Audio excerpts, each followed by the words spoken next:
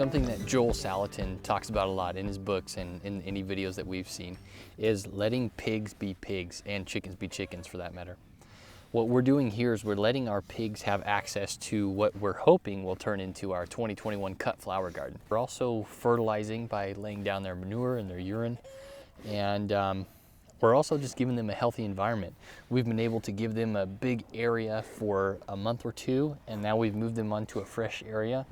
That'll keep them clean. We're intentional by giving them sections at a time of our new garden space, of our new planned garden space, so that way we can get them off of their manure and off of their urine. Now, what that's gonna do for us is that's gonna keep them out of what could be a potentially really bad bathtub of pathogenic bacteria.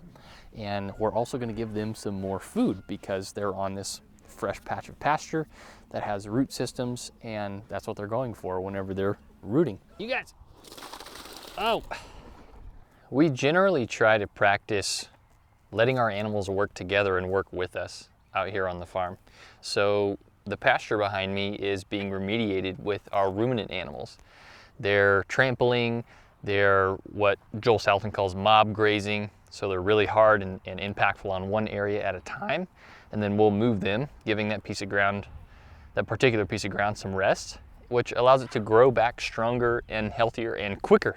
I'm at the very front of my pasture here, and I've got a frost-free hydrant. This is where I water my animals. But you can see I have a lane set up with this electric fence, and this lane goes all the way back to my back pasture. My back pasture is what needs the most work, and that's where I've laid some seed. So what I did is I created this lane all along the outside of my property, so that way the animals can come up here, get their water. I can feed them up close if I'm feeding hay, but they also have the most access and the most comfortable space in the back of my property where I want them trampling. That also keeps them off of my main pasture here that's in decent shape and doesn't need as much trampling, but would really get some benefit from rest. But here's where we've had the animals trampling the whole winter, and here's where they have not been. Pigs are my wife and I's favorite animal here on the farm. Not only do they provide so much abundance whenever it's harvest time, but they also do so much work for us, and they take care of almost everything that we have that's extra or would be considered waste in most places here on the farm.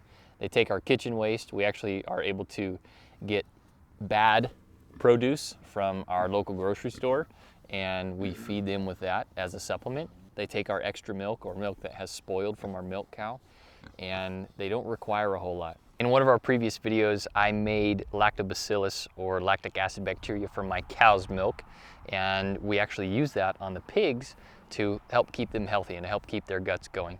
And they can process the food that we give them easier, so that way they have a higher nutrient uptake, which in effect lets our inputs, the food that we're giving them, be more efficient. So they're growing faster on less feed.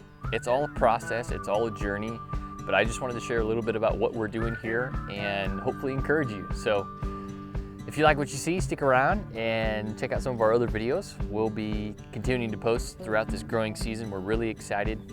Here in the next couple weeks, we're going to be putting together our irrigation system and actually building out our cut flower garden. So look out for a video on that pretty soon.